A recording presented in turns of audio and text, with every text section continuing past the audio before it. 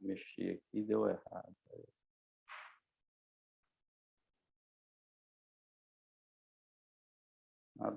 Então vamos lá, gente. Prodígios por ocasião da morte de Jesus, é isso? Exatamente. É aí que nós estamos. Antes da gente fazer a leitura ou o comentário da lição em si, a gente tem aí, ao longo do estudo, né, desde o princípio, a gente conversado muito sobre a questão da nossa percepção do planeta, a nossa percepção do nosso tempo, a nossa percepção das coisas, o quanto isso é importante para um estudo desse.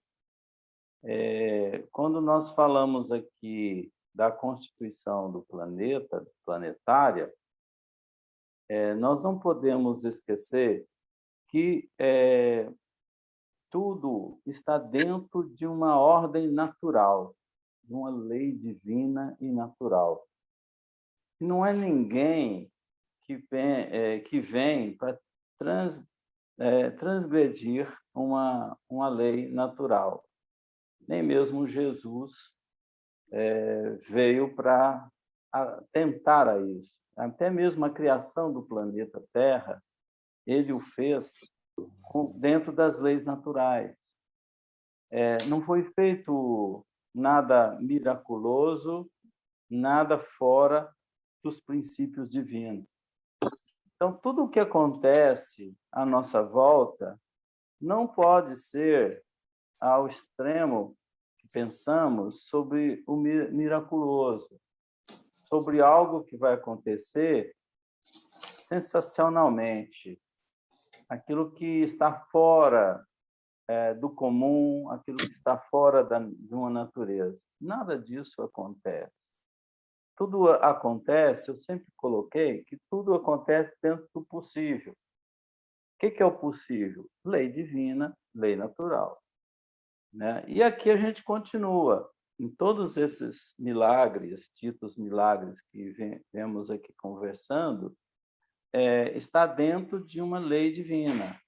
Então, o homem sempre esperou algo que fosse sensacional, algo que fosse extraordinário.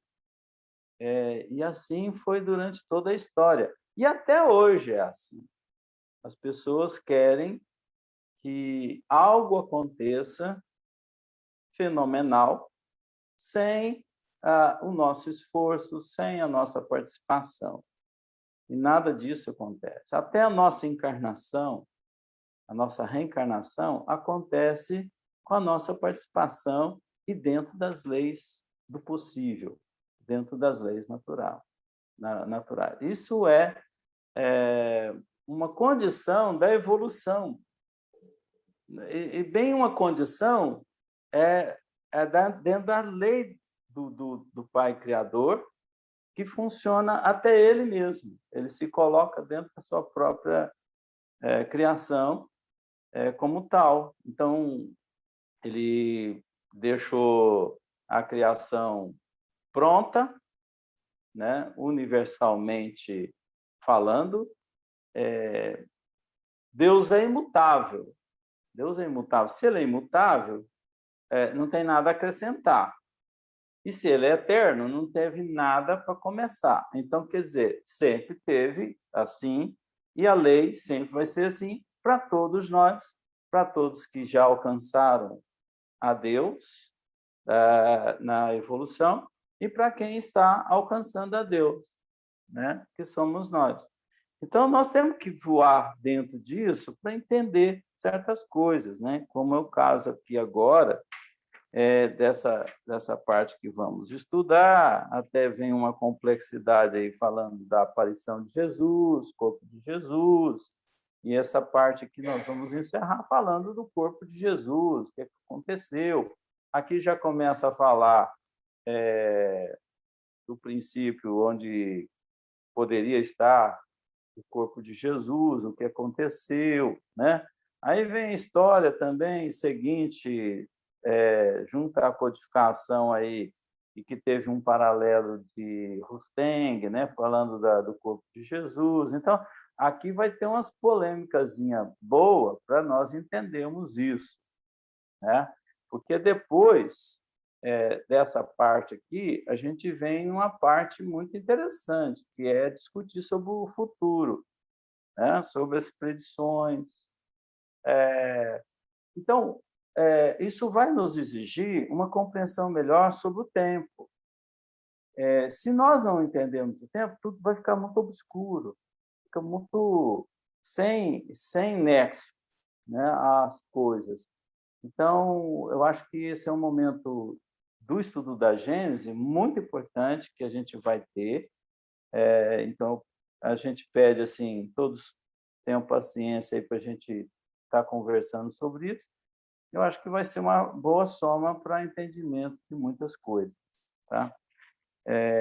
Então, a gente começa aí lendo essa primeira parte, se alguém tiver alguma consideração inicial. Os prodígios por ocasião da morte de Jesus, disse aqui os fenômenos, né, os fatos que aconteceram naquele dia, né, que a gente sabe que aconteceu pelos historiadores, se aconteceu numa sexta-feira, né, santa, né, que foi colocado como a sexta-feira da Paixão, a morte de Jesus, que aconteceu nesse dia. Então, foi nessa história que desenrolou a morte de Jesus. Eu lembro muito bem quando estava Lívia na casa do senador Públio Lento, ela olhando pela janela, eu não sei se vocês lembram disso, ela olhando pela janela e via que o céu, o lugar estava diferente. Tem essa narrativa lá, né? Que o céu, o momento estava muito diferente. Era o momento da crucificação do Cristo, né?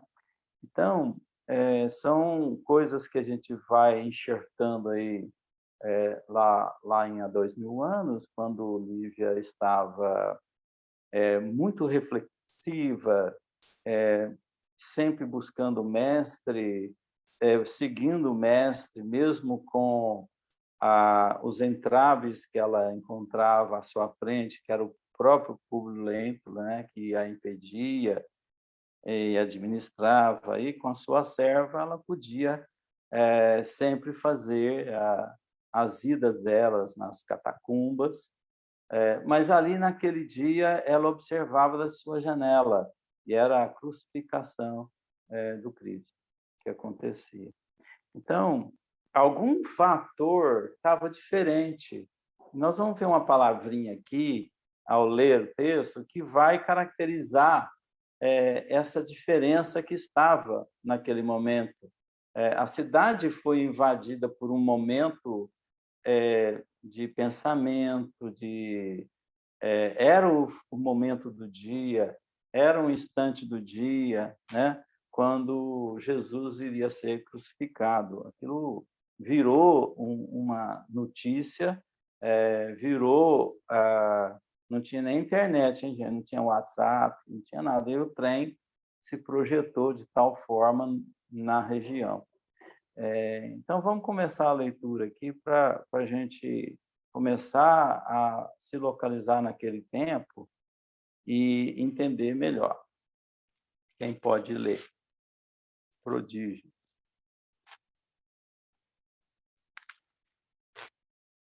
Abra o microfone aí, quem quiser. Vamos lá.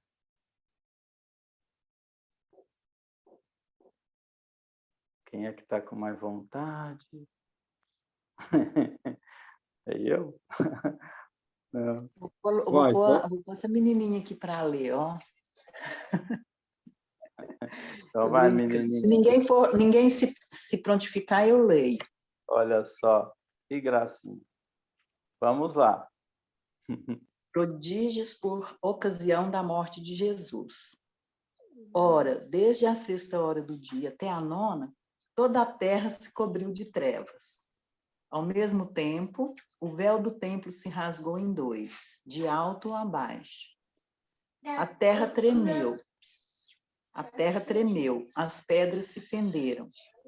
Os sepulcros, minha filha, fica quietinha. Os sepulcros se abriram e muitos corpos de santos que estavam no sono da morte ressuscitaram. E saindo... Minha filha, titia está lendo, não pode. E saindo de seus túmulos, após a ressurreição, vieram à cidade santa e foram vistos por muitas pessoas. São Mateus, capítulo 27, versículos 45, 51 a 53. Então, vamos dar uma paradinha, né? Desculpa aí, viu? Não tem problema. Ser criança é uma dádiva, né? Gente, já logo no início está colocando aí que cobriu-se de trevas, né? Naquela hora, toda a terra, dá a impressão que a terra inteira ficou escura, né? Pelo texto ao pé da letra, dá a impressão que aquilo estava acontecendo de fato em toda a terra. Isso durante 3 horas, né? Que da 6ª hora até a 9ª hora, seria das 6 até as 9, a terra ficou escura, né? Vocês acham possível ter acontecido dessa forma? A terra ter sido passado por um momento assim, na hora da morte do Cristo. A gente vê muitos filmes, né?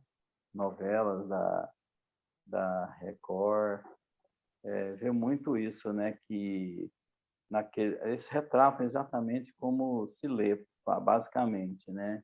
Em que o céu ficou escuro, a terra escureceu, ficou em trevas, tempestade, fendas se abriram, né? Será que isso aconteceu de fato? Os mortos voltaram, né? Será que teve um fantástico disso no momento da morte do Cristo? Como é que vocês pensam sobre isso? Na questão dos mortos voltaram aí, tá ouvindo? Uhum. Na questão dos mortos voltaram aí, suscita para mim a aproximação dos espíritos da Legião do Cristo, né? Os espíritos que estavam na vibração, na qualidade de espíritos superiores que estiveram no ambiente. Eu acho que o texto é figurado aqui, mas não reflete isso. Uhum. No nascimento do Cristo, o momento foi diferente. O momento foi diferente porque existia uma ação dentro do possível de toda uma pleide de espíritos, né, trabalhando na região, nas cabeças, nas pessoas. Na morte também não ia ser diferente. A espiritualidade presente, realmente as pessoas envolvidas, mas igual como no Natal, né? No Natal você vê todo mundo está com o espírito do Natal, né? Apesar que tem um peru lá na mesa e tudo mais, ainda fazemos isso, mas há o espírito do Natal, que seria a paz, a esperança, o amor, o aniversário do Cristo. A gente tem um clima diferente, tanto é que a gente fica realmente mais reflexivo. Quando chega um final do ano, o último dia do ano, parece que é uma tristeza, parece que a gente acabou de descer uma serra, né? E agora a gente vai subir uma outra serra. A gente desceu uma, agora vai subir outra. Então, dá uma sensação magnética em torno disso. E era normal que isso aqui, também com o Cristo, no dia assim da morte do Cristo, realmente fosse estar assim magneticamente todos envolvidos numa história. Então, assim foi. Claro, o homem pensa, é o pensamento, é a vibração. Então, é como se tivesse ali construído um templo. Olha só, na seguinte aqui, ao mesmo tempo, o véu do templo se rasgou. Que templo é esse? É a igreja? Não, é o templo que se formou, o lugar, né? O templo que todos estavam ali envolvidos, né? Eu poderia falar o templo. Se quiser, pode. Você vai lá, tem um templo lá, o templo lá da igreja, lá o lugar de orações também teve um reflexo. Mas vamos considerar que, na verdade, se transformou o lugar num verdadeiro templo, onde não se tinha muita diferença, porque o magnetismo estava presente em todos, alguns preocupados, outros condenando, outros achando bom, mas com medo, com receio daquilo que ele estava defendendo, e assim se projetava o momento, aquele instante da morte do Cristo. Então, era um bom momento para fazer uma poesia, ou seja, uma declaração poética. Era um bom momento para se escrever. Se tivesse lá os escritores da atualidade, que gostam de fazer prosa e verso, iria fazer um punhado de prosa e verso com a situação, né? Sem isso, já fazem, né? Imagine vendo um momento assim magnético com todos, e isso seria diferente, né? Agora, o céu se fechou, para escurecer tem que ter nuvens, né? Tem que ter limites para tirar radiação e tal. Isso nós falamos logo no início, que a gente precisa de ter dentro das leis naturais. Claro que poderia ter outros tipos de gases que poderiam limitar a passagem de radiação e até escurecer. Mas aí a gente vai ter que olhar aqui em Kardec logo a seguir, ele vai falar da proposição que o Sol tem manchas, né? Que pode ser o momento de projeção das radiações e que tenha falhas e menos calor em determinadas horas. Isso acontece de tempos em tempos, não é sempre. Então,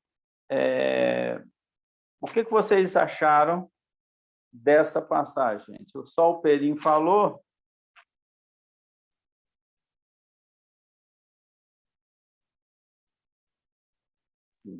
Bom, eu acho que o que o Perim falou está aqui embaixo, né? Que muitos, né, esses espíritos que saíram dos túmulos, né?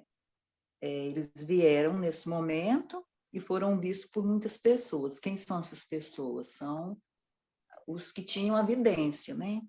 Mediunidade. Ou, né, eu acho que muitas pessoas, não falou todas, então eles não se materializaram. Quem pôde, né, quem tinha o dom de ver, viu. Agora, eu acho que esses espíritos que vieram foi para dar né, em solidariedade mesmo ao momento, né, ao momento grandioso da hora, que são os espíritos, né, que sempre estão aqui os mensageiros de Deus mesmo, de Jesus, para nos auxiliar.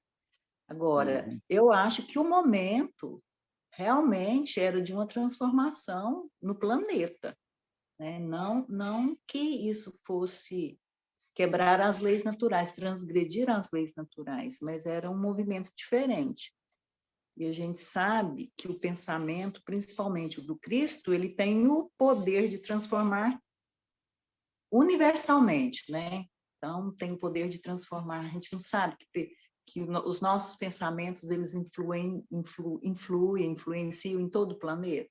O do Cristo, naquele momento, aquela hora tão, não sei como que a gente pode dizer, né? Se sublime, aquela hora assim, de tanta transformação, que era o testemunho máximo dele de amor a todos nós. Então, realmente pode ter tido uma revolução no planeta, né? No tempo. Porque o Cristo ele não estava vindo por ele, para ele, para a evolução dele. Ele estava vindo para uma exemplificação para nós. tudo que ele fazia era para nós, era para exemplificar, era para ensinar, né?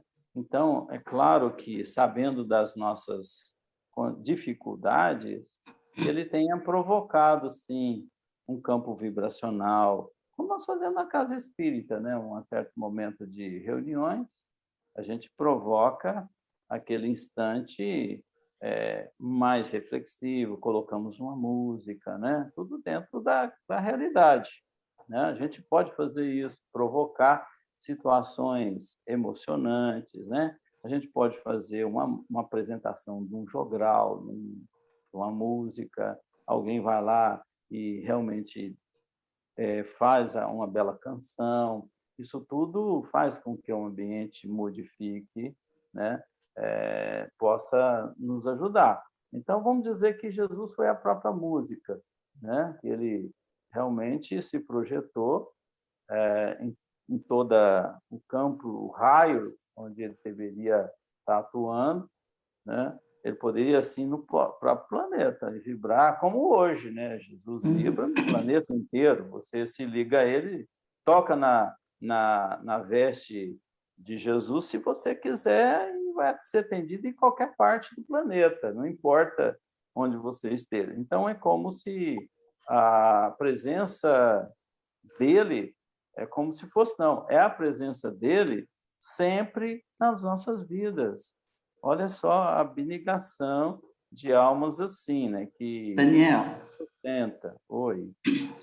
eu estava pensando aqui, eu não sei se nas obras psicografadas tem essas informações, se tiver, eu não lembro, não li, mas no momento, né, dessa transformação, né, diga assim, dessa transformação energética, né, da energia que foi dispersa durante esse momento crucial, né, que é descrito no texto, a minha questão agora é sobre aquelas pessoas que estavam envolvidas mesmo, né, que fizeram a tramóia, né, da crucificação do Cristo, né, como aqueles sacerdotes, né, os fariseus, o próprio Pilatos, né, que lavou as mãos e tudo mais. Então, nesse momento, como que eles ficaram? Por que eu pensei nisso? Eu pensei nisso, eu lembrei do Judas, né? Porque o Judas, claro que numa situação diferente, porque o Judas não era contra Jesus, o Judas só se equivocou, né? E no momento que ele entendeu o equívoco, ele cometeu o maior, né? Mas e esses outros? Será que nesse momento eles não sentiram toda uma questão de, tipo assim, putz, ferrou, né? Tipo, os jovens falam hoje, não era bem isso que eu tinha que ter feito, né? Eu sei que tem uma questão muito de vaidade, né? Aí, neles, né? Mas eu pensei no Pilatos, que sabia que aquele cara era inocente, mas ele não queria ser contra o sistema, né? Então, eu fico imaginando, naquele momento, o que essas pessoas sentiram, como que foi o peso na consciência delas, ou antes, durante o processo, né, tudo. Eu estava pensando, eu estava tentando lembrar 2000 anos, mas eu não lembro, faz muito tempo que eu li isso. Eu não lembro, assim, desse momento com eles, com os acusadores, né, com os assassinos, na verdade, né, que sabia que o cara era inocente, queria só tirar ele tirar ele do caminho, porque não era conveniente para aquele momento.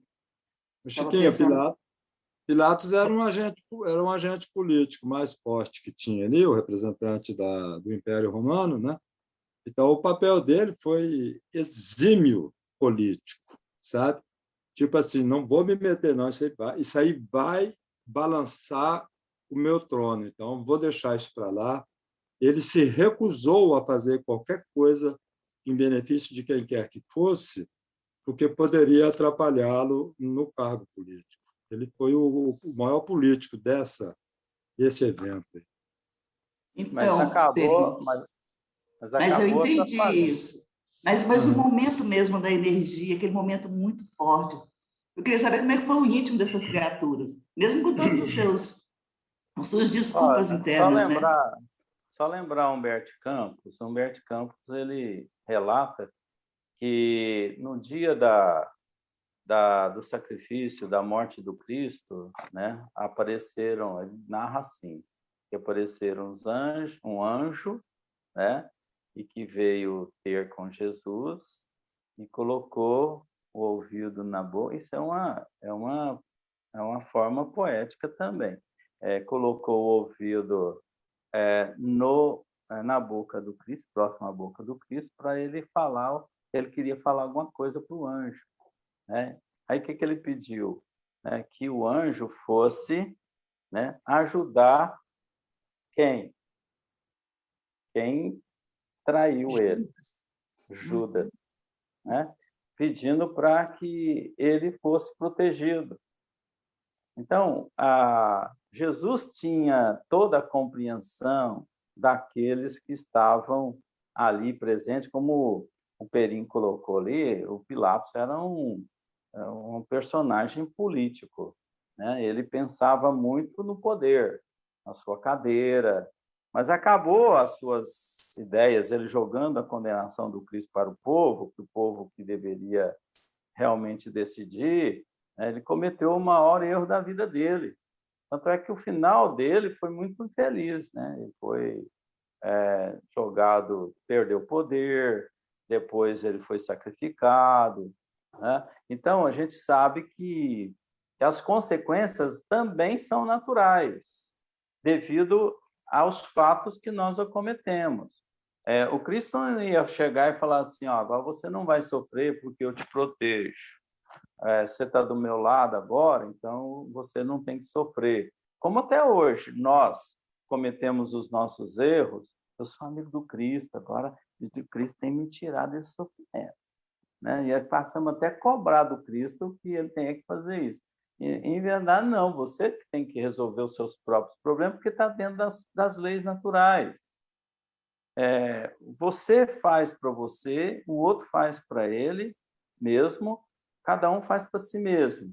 Claro, como nós estamos no coletivo, a lei do amor, a lei da caridade, né, é o que nos impulsiona. Não é porque o outro não mereça que você não faça por ele alguma coisa. Você sempre vai fazer algo, mesmo o outro estando errado. Mesmo ele estando em erro, você deve tentar fazer o bem para ele. Agora, se você comprar como a gente colocou aqui na semana passada, você pegar alguém, levar para sua casa, cuidar dele, um andarilho, por exemplo, vou pegar então todo mundo e levar para minha casa. Você começa a ter responsabilidade sobre aquele ser que você está amparando. Como você tem um filho, você o ampara, você não pode ser negligente dali para frente, você assumiu um compromisso.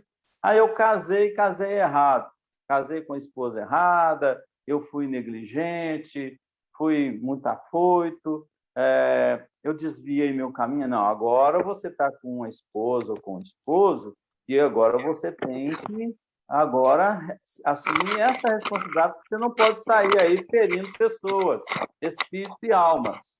Então, aquilo que você começa, aquilo que você faz, você torna responsável. Tudo te torna responsável por aquilo que cativa, né? Aí vem o pequeno... Como é que é? Como é que é o livro lá? Esqueci, o Pequeno Príncipe, né? Antônio Exupéry, né? Antônio Saint-Exupéry. É isso. Então, na verdade. A gente precisa estar vendo isso. E quando fala aí que as pessoas aqui começaram a aparecer, os mortos aparecerem, é a mediunidade presente como está hoje, né? Mas só que no momento de pentecostal, né, vamos dizer assim, ou um momento de muitas participações coletivas, né? A gente até passou um momento aqui uma vez, um momento assim em que nós fomos ensaiar uma peça de teatro, né? E lá tinha mais de 30 jovens ensaiando. E a peça era dramática. A peça era muito dramática. Vocês acreditam que no momento uns seis médiums, ao mesmo tempo, todos entraram em sintonia e incorporados. Então, a gente fala incorporado, né? Psicofonicamente, por causa da faixa vibratória. Então, quando a gente promove um ambiente vibratório que é possível acontecer, está sendo hábil a acontecer, pode acontecer como aconteceu aqui. Muitos verem a presença dos espíritos, né? Ou mesmo até materialização, porque não é só visões, e sim aparições físicas. Então, poderia ter acontecido, porque mediunidade não existe só depois do espiritismo, sempre existiu e é dentro da lei natural, né? Da possibilidade de combinação de fluidos de uma parte e de outra para que aquilo aconteça. Então, está dentro das leis naturais. Então, não foge nada aos princípios da lei. E outra coisa, mediunidade é um grau de percepção. Quando nós falamos aqui que nós temos que dilatar as nossas percepções, exatamente as nossas faculdades. As nossas faculdades devem ser ampliadas. E hoje a gente tem muito pouquinho. As nossas faculdades são mais para nos influenciar sobre os nossos defeitos, as nossas ligações anteriores, com as nossas dívidas, do que propriamente avançar em caracterizá-las por sublimação. Então, a gente tem que aprender por isso, que igual Jesus. Jesus não foi um médium comum. Ele foi um médium de quem? Médium de Deus. Se você quiser definir Jesus como um médium, você tem que colocar ele como médium do Pai, do Criador. Porque quem é que ousaria a ser o intermediário de Jesus, né? Para que seja um espírito por sua faculdade mediúnica, né? Fala, gente.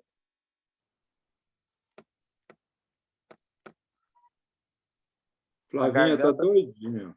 Quem teria capacidade, né? Todos os dons da mediunidade que Jesus teve, quem tinha naquela época?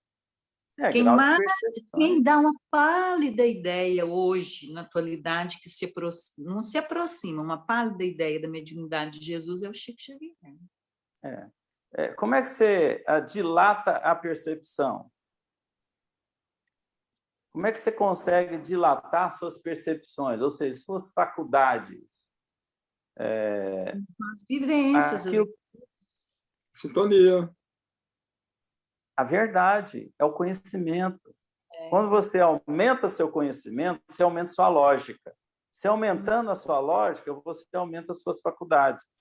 Elas são naturais por consequência. Com experiência, né? Só. Se você consegue, você não precisa falar assim, eu sou médium tal. Eu sou médium X. Eu tenho uma mediunidade tal. Não, você está classificando em planos corriqueiros nossos aqui, que a gente tem para entender. Mas se você for elevar o entendimento disso, é um nível de percepção e de lógica que o indivíduo tem.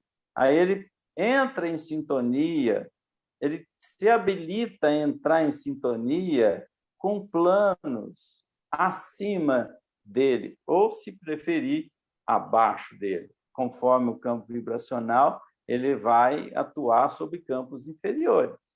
É o que fazem os espíritos que vêm com as faculdades, porém utilizam para o mal, utilizam para o erro, né? Aqueles que podem fazer dela uma elevação, fazem porque tem a sua consciência e tem a sua lógica. Então, a faculdade é a mesma, a mediunidade, o processo é o mesmo, porém, o indivíduo é muito diferente. Então, por isso que é diferente a mediunidade num espírito mais elevado, num espírito mais atrasado. Não é a mediunidade em si que deu desvantagem para o espírito ser atrasado. Não, e sim a condição dele que o faz ficar mais atrasado.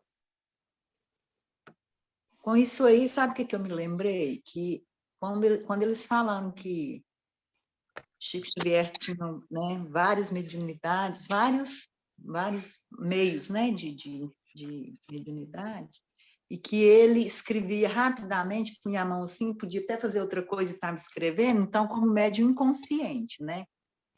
Eu ficava imaginando assim que então ele não precisava ter tanto conhecimento para fazer isso. O médium inconsciente eu imaginava, mas aí com o que você está falando agora, até para isso, o tal do médium inconsciente, ele é filtro, então ele tem que ter o conhecimento, ele tem que ter tido a vivência disso, isso já tinha que ser parte dele, para que ele pudesse ter esse tipo de acesso, né? Se ele não tiver conhecimento, espírito de lógica, né? Quando ele estiver em êxtase, quando ele estiver emancipado, ele vai dar maior trabalho para a mensagem. Ele vai complicar a mensagem. Agora, se ele tiver discernimento, como você colocou, ele é o filtro, ele que permite, mesmo isso, o corpo estando em estado de inconsciência, o corpo que está, o médium não está inconsciente. Ele está no plano onde ele está, consciente daquele lugar, né? Do consciente de tudo que está acontecendo. Ele não está sendo um manipulado. Ele não está sendo um manipulado cedendo o aparelho. Ah, vou ceder meu aparelho. Não, você pode até ceder seu aparelho, mas você é o responsável pela gerência dele, pelo que vai acontecer.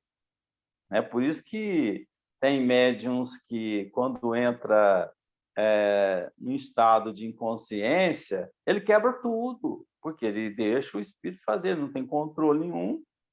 Né? Não tem conhecimento. Né? No estado de inconsciente, ele não está consciente.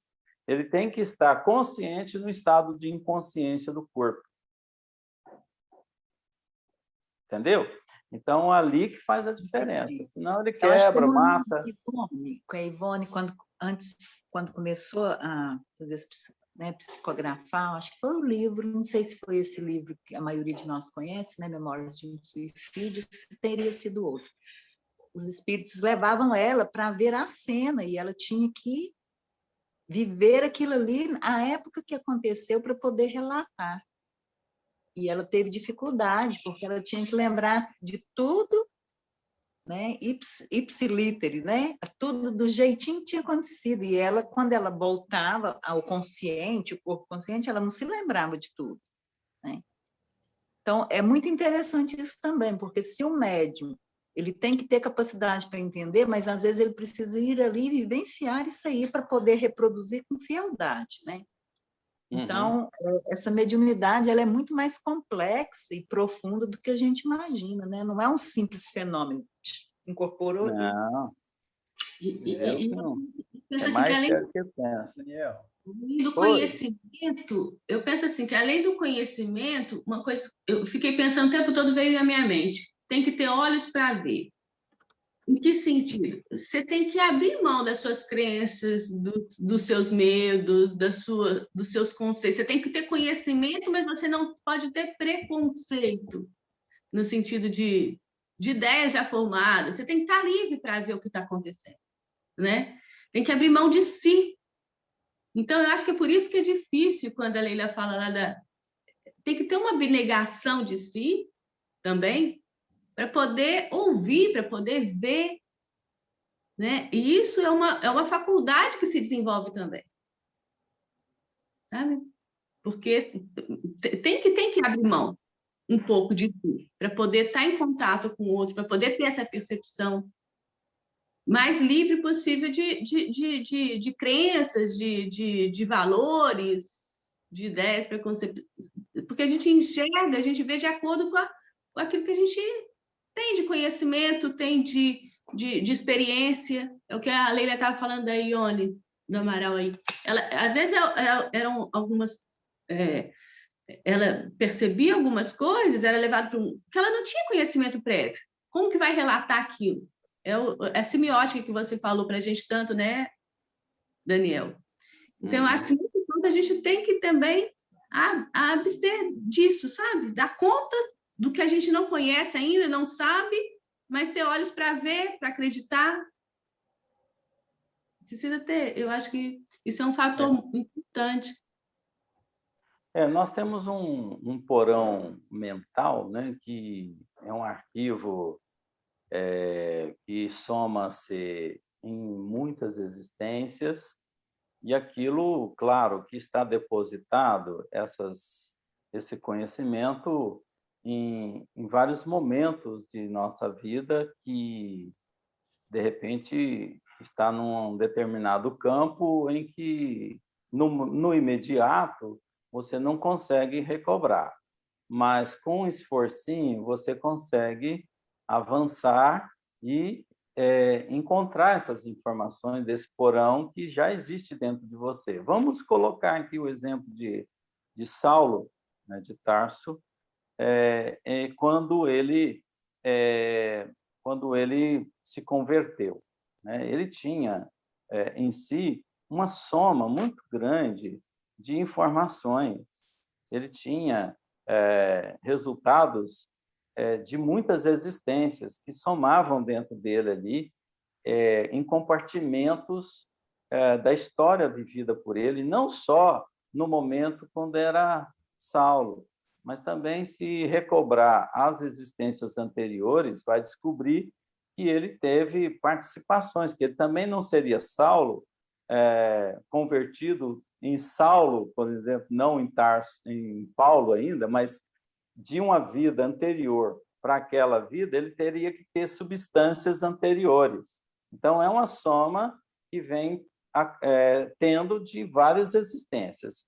E quando ele tem um momento com Cristo de reflexão, ele foi a esses arquivos e recuperando aquilo com facilidade e reconheceu que devia mudar e que daquele momento seria uma nova visão. Aí foi 3 anos para o deserto para meditar, depois que viu os textos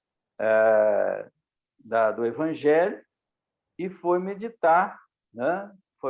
Pegou as epístolas e foi meditar no deserto durante 3 anos e pôde mudar, né? Então, é esse momento de introspecção que a gente precisa ter. Então, eu acredito que um médium, quando o Chico foi desenvolver a sua faculdade, é impressionante. Nas primeiras mensagens, ele até assustou, né? Teve algumas informações ali que ele achou meio estranho. Ele mesmo questionou e foi meditar, e muito rápido ele conectou ao conhecimento dele, né? Que estava ali empiricamente, e ele pôde resgatar isso e colocar a malha do conhecimento dele com a malha nova que ele estava vendo, e bateu certinho. Então, a gente passa por isso também. O que nós estamos fazendo aqui? Às vezes com com o outro, às vezes truncando. Fulano falou isso, eu não concordo com isso, não. Eu acho que não é bem assim, não. Aí você tem que esperar mais uns 3 anos no deserto, você tem que ficar mais uns 5 anos para você meditar, e lá na frente, fulano, você tinha razão, eu te crucifiquei lá atrás, mas agora eu estou vendo que você estava certo, né? Está no direito dele. Por isso que quem está nessa posição de passar uma informação tem que saber que o outro tem um amadurecimento no tempo dele.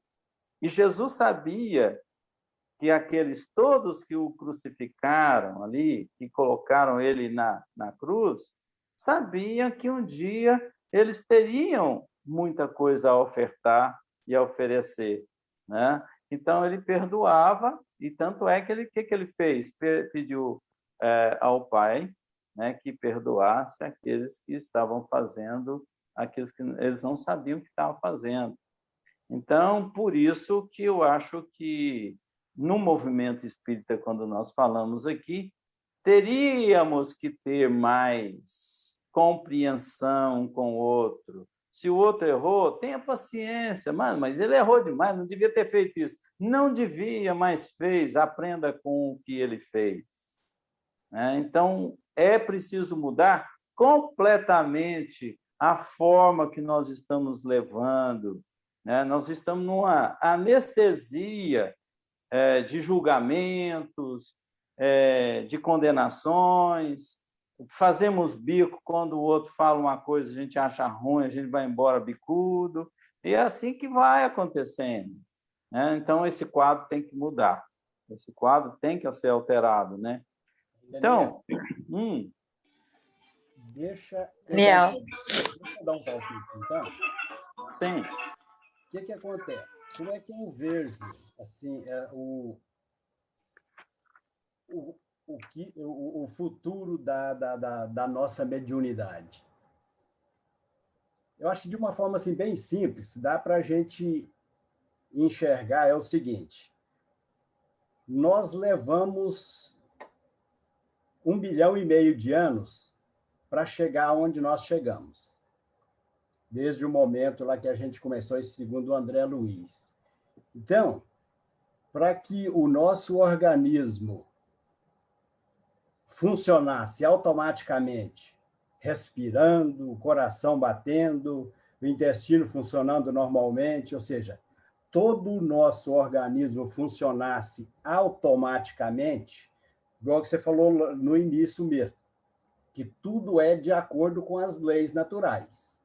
Ou seja, nós levamos 1,5 bilhão de anos para que o nosso organismo funcionasse de acordo com as leis naturais, sem que a gente precisasse interferir em nada. Ou seja, você não precisa dizer para o seu coração que ele tem que bater, você não precisa dizer para os neurônios, para os hormônios, para o cérebro, ou seja, está tudo funcionando automaticamente de acordo com as leis naturais. Então, isso é o que nós conseguimos até aqui. O que nós estamos trabalhando hoje para que, do estado, que a gente não chegou ainda ao estado de humano, ou seja, a gente não é considerado ainda plenamente humano, nós vamos passar para a próxima fase, que seria o angelical, ou seja, nós chegaremos a anjos. Então, para que a gente chegue a anjo, ou seja, tudo isso que nós estamos assimilando e aprendendo hoje, o nosso espírito, o nosso organismo vai automaticamente assimilando, ou seja, daqui a pouco eu consigo ser um médium, escrever, falar, ou seja, tudo ao mesmo tempo, assim como o meu organismo hoje respira, ou seja, faz tudo automaticamente. Então, o que vai acontecer com a gente nesse processo de desenvolvimento?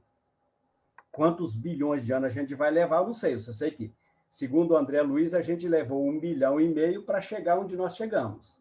De repente, mais 1,5 bilhão, a gente consiga chegar a ser anjo. Ou seja, quando nós formos anjos, aí sim, nós estaremos sendo caridosos naturalmente, sem que a gente perceba, ou seja, nós chegaremos ao ponto de que a nossa mão esquerda não vai estar sabendo o que está fazendo a mão direita, ou seja, vai estar tudo funcionando automaticamente, porque naturalmente nós vamos assimilando esses ensinamentos que a gente está aprendendo hoje. Ou seja, a partir do momento que isso estiver no automático, legal, nós seremos anjos. Então, a gente não vai estar, nossa, o cara é mais médio do que o Chico, é mais médio do que o do Emmanuel, ou seja, vai ser tudo natural, ou seja, para os espíritos que já são superiores, é a mesma coisa, eles olham para a gente, nossa, ele está aprendendo a andar de bicicleta ainda.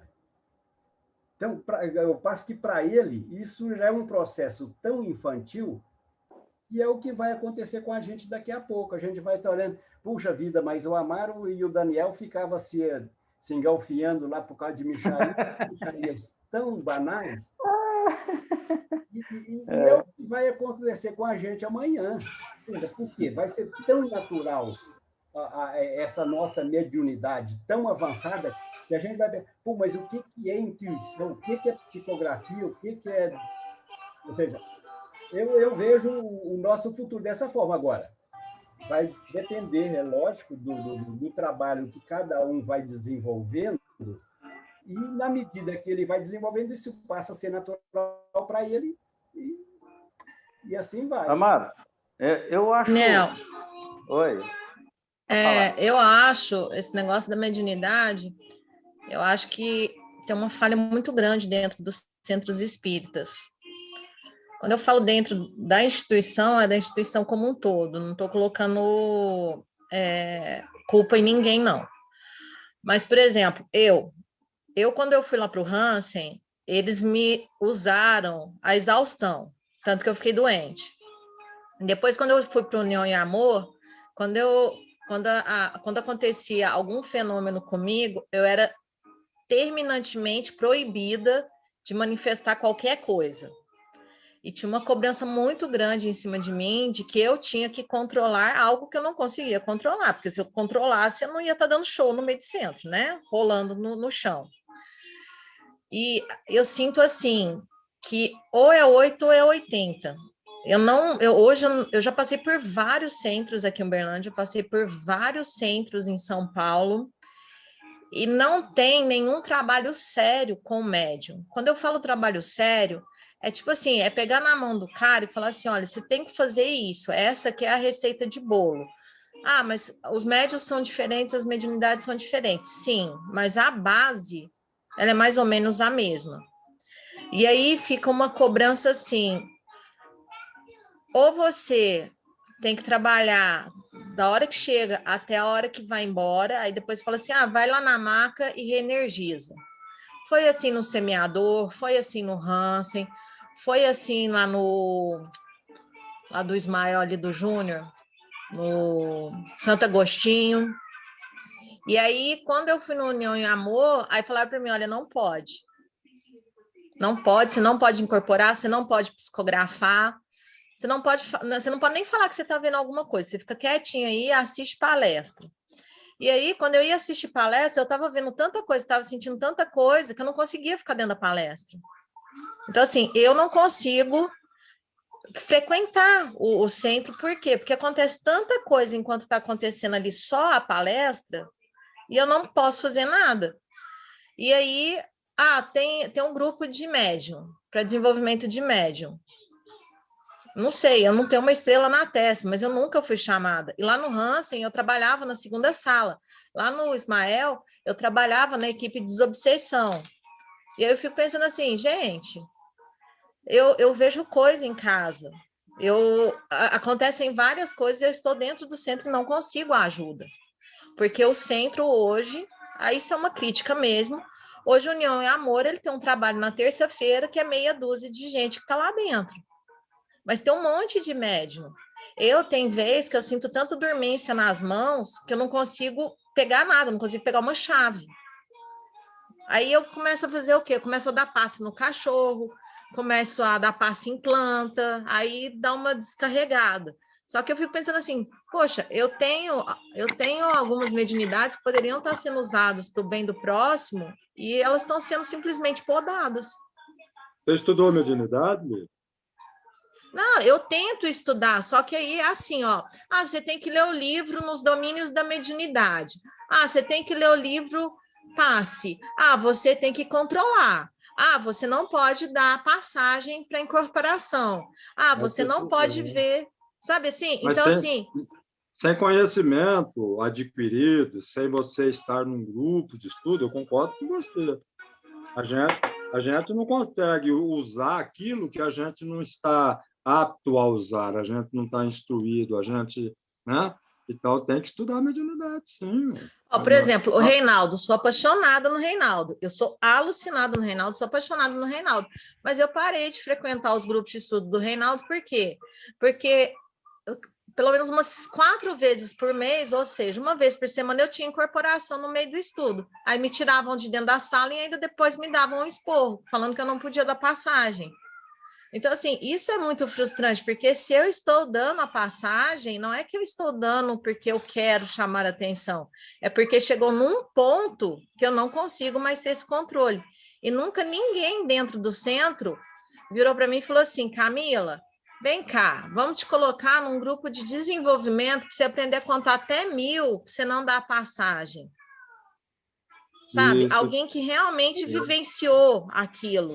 Esse aqui também é médium de incorporação, ele vai te contar a história dele, vê se dá para você aproveitar alguma coisa. Nunca aconteceu isso. E eu fico muito chateada com isso. É bom você expor isso mesmo, porque... Ô, Camila, Mas uma coisa que eu percebi também que aconteceu comigo, eu fui pedir para entrar em grupo de estudo para desenvolvimento da mediunidade, e aí a pessoa virou para mim, isso lá dentro do União e Amor, a pessoa virou para mim e falou assim, não, você não pode participar, não, você não vai conseguir acompanhar. Como que ela sabe que eu vou conseguir acompanhar ou não, entendeu? Se eu estudar e entrar no ritmo, eu consigo acompanhar. Mas a Não, eu pessoa acho que isso é falta de caridade, sabe? não, você não pode entrar. É um grupo fechado. E aí uma pessoa falou para mim uma vez, e realmente é isso que acontece. É extremamente restrito ali só no alto clero. Entendeu? A gente que tem Pior que você é parente do alto clero, hein, colega? Imagina os outros que não são parentes. Não, e assim, realmente, falar isso para mim, você para pensar, é verdade, é restrito ali, ó, a panelinha ali, o alto clero, e o resto é assim, você se controla. É tipo assim, tem duas... Eu consegui estudar a mediunidade, só um minutinho, eu consegui estudar a mediunidade fora do União e Amor. Eu tive que participar de um grupo que é do União e Amor, que se reunia em casa para a gente estudar mediunidade. Aí nós Olha que loucura isso! Eu tive que estudar fora da casa para poder voltar para casa entendendo como funciona os mecanismos da mediunidade, sabe? Eu fui estudar Isso fora. É muito louco! Isso é Dei muito louco! Eu também acho. Mas que eu não podia mudar a casa, então eu fui tomar água em outro poço, entendeu? Bom, mas amo a casa, mas passei por isso também. Gabriel, deixa eu te perguntar só uma coisa em relação ao Paulo.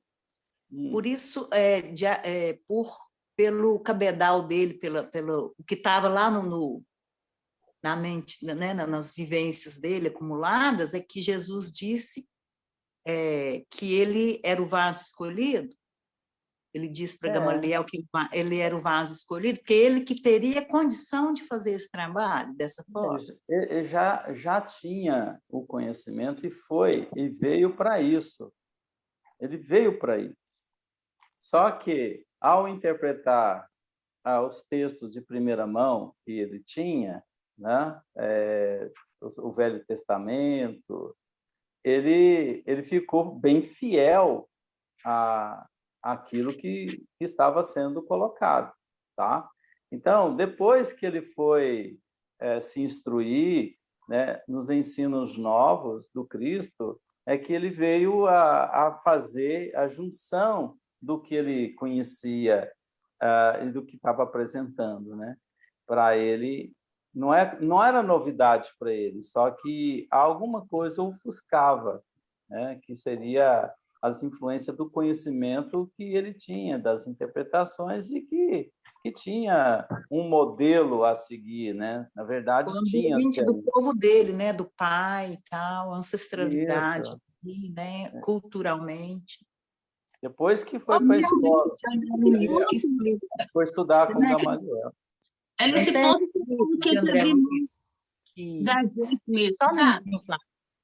não tem um livro do André Luiz que fala sobre esse porão, sobre as várias da mente, as várias. Nós vamos estudar a evolução em dois mundos, né? Logo, mecanismo. Evolução em dois mundos, mecanismo da mediunidade também. E aí nós vamos encontrar muitas respostas. Vai ser legal, eu acho que vai ser uma experiência boa, depois de concluir a Gênesis agora, né? E a gente vai tentar ver se a gente consegue... Mas tem outro de André Luiz que fala sobre o porão, não tem? É no mundo maior, né? Maior, isso mesmo. Daniel, eu sei que o tempo já estourou, mas o plano A de Paulo era Abigail, Josiel, Gamaliel, ou seja, não era para ele ter passado por o que ele passou. Como ele não aceitou o plano A, verdade. Aí ele foi para o plano B, ou seja, o projeto inicial dele não era para passar pelas dificuldades que ele passou. Verdade, Amado, bem lembrado, é isso mesmo. E aí a gente ficou com duas questões aí lançadas, uma pelo Amaro, outra foi colocada aí pela pela Camila. Camila. São dois problemas que esticaria muito o assunto, mas só em síntese para hoje, né? Para levar o café da manhã de vocês, o almoço, é que, primeiro, que eu sou meio suspeito para falar desses assuntos publicamente, porque a gente é meio questionado e a gente tem algumas posições um pouco diferentes e acaba isso dando um pouco de transtorno, né? Mas eu, graças a Deus, o Amaro falou aí que ele está aí me complicando. Não, eu gosto muito de estar com o Amaro. Ele me ajuda muito. Eu acho que isso é bom, viu, Amaro? Então não se sinta assim, atrapalhando a vida do outro, não. Então isso faz parte. Gosto muito dessas intervenções, que eu acho que isso que nos faz crescer, né? Isso que nos faz melhorar. Então, todos são muito queridos, né? Então, a gente sabe que a percepção, ela tende a dilatar. Ela vai se dilatar, e tudo vai mudando, tudo vai se alterando, e nós vamos entrando num sincronismo com o universo, com o Pai Criador. Então, a natureza, ela vai nos acompanhando, a criação divina que elaborou nosso corpo, que os espíritos que idealizaram junto, que tinham conhecimento, pôde atuar sobre a elaboração. E nós, como ainda em evolução, não pudemos intervir diretamente, mas cooperamos indiretamente como gestores do crescimento desse organismo, como estamos promovendo até hoje, com a nossa evolução, para que em 2 mundos a gente possa traçar um campo de ação, vamos dizer assim, o corpo hoje é o nosso campo de ação, o nosso lugar é um campo de ação, mas o nosso campo de ação será muito mais amplo, como o de Jesus é muito mais amplo, não é um corpo físico de Jesus que a gente tem que discutir aqui só, mas assim, o campo onde ele vibra, o campo magnético que ele está e que proporciona a sua intervenção moral e espiritual, né? Então, nós vamos tocar muito nisso aí, nesse decorrer aí, Amaro, do estudo que a gente está fazendo, nós vamos estar voltando nisso. Quanto a Camila, fique tranquila, Camila, que nós não temos grupos perfeitos, isso não existe. O espiritismo o movimento está aprendendo, as pessoas que estão à frente estão estudando, então não cobre isso imediato das pessoas, porque eles também ainda não conhecem, eles não têm essa formação. Se tivesse, já teria feito. Se tivesse esse domínio, já teria feito com você, mas sempre vai ter uma mão amiga, generosa do teu lado, que vai te erguer a mão e não vai deixar você sucumbir. Tanto é que você não sucumbiu, né? Você está aqui, você está estudando, e esse é um grande momento bom para que você aprenda que a sua faculdade ela é de crescimento de si mesma, é você que faz ela crescer, e não espere um centro fazê-la crescer nisso, não espere, a não ser que você conseguiu subir num plano maior e aquele plano te sustenta melhor, né? Como exemplo, a gente está aí colocando sempre o nosso lar, falando lá da realidade de nosso lar, como de outras colônias, né? Nos estudos, a gente vê ali que realmente, dependendo do seu campo vibratório, é onde você vai estar. Não adianta, você está vibrando baixo, você não vai ter centro espírita para te atender. Você está vibrando um pouquinho melhor, você vai começar a ter um atendimento de acordo com o seu merecimento. Você está interferindo nisso até no seu próprio equilíbrio. Então, se eu vivo em condições umbralinas, é lá que eu vou estar. E lá não vai ter centro espírita para te socorrer, vai ter maca para te socorrer. Fulano, você aceita ser socorrido? Esse socorro. Agora, a casa espírita ela tem que se abrir. Agora, vai ter que mudar um pouquinho o seu conceito. Nesse tempo de pandemia, é o nosso deserto. Dizer que é o nosso momento de deserto que Paulo teve, né? Quando você tem a meditação, nós estamos todos meditando, quem sabe o centro volta com a outra realidade. Quem sabe, né? Até eu conversando com o Jaime, falando que a gente pode até ter um problema maior aí, que é a pane da comunicação digital.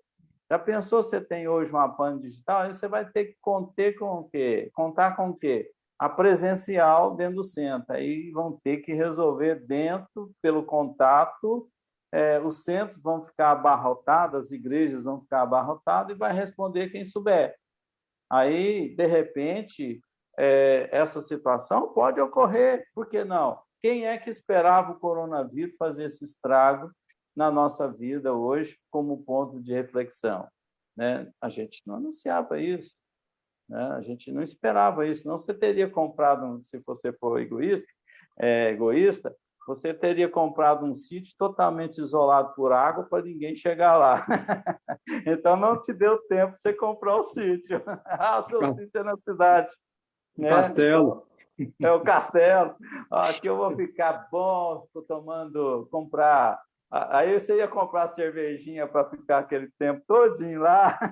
O ser humano ia fazer isso. Então, tinha que chegar mesmo do jeito que chegou, né? Da forma que chegou, né? Então, gente, nosso tempo, né, de deserto, está faltando só um, né? Já tem 2 do nosso deserto. Já tem. Já vai para o 2º ano, né? Já foi em fevereiro, né?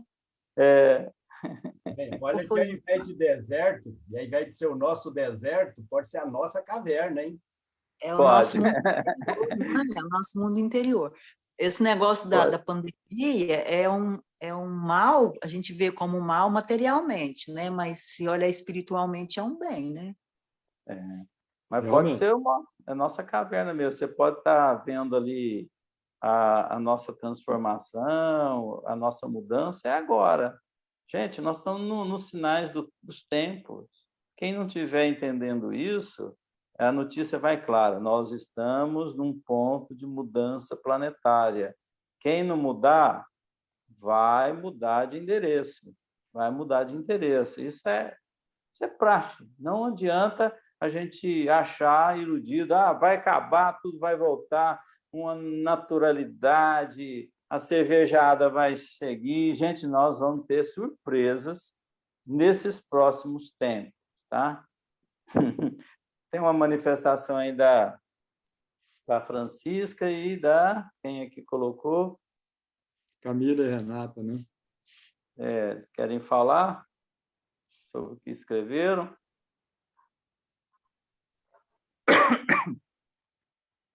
Quer não? Então, nosso tempo... Oi? Vocês estão me escutando? Meu áudio não está legal. O tempo estourou, eu acho que é uma discussão muito... Né? Tem muitas histórias semelhantes. Reflexão, se o Daniel der espaço para que outras pessoas possam colocar na próxima aula também, né? A gente faz isso. Né?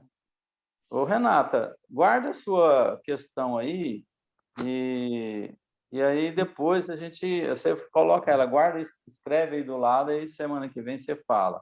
E a Francisca parece que falou também, né, Francisca? Que o nosso horário já foi, tem muita gente aí querendo esquentar a panela, né, para a reencarnação, né? Ainda estamos encarnados, precisamos almoçar? Estamos encarnados, né? Eu tenho outro estudo agora, né? Então tá bem. É verdade. Muito obrigado. Está começando. Obrigado, Lilian. Obrigado, Bom dia. Obrigado, Lúcia. Bom dia. Tchau para todos. Obrigado, Leila. Obrigado, Patrícia, Guilherme. Obrigado, Osana, Toninho, Chiquinha da Silva. Bom dia para todos.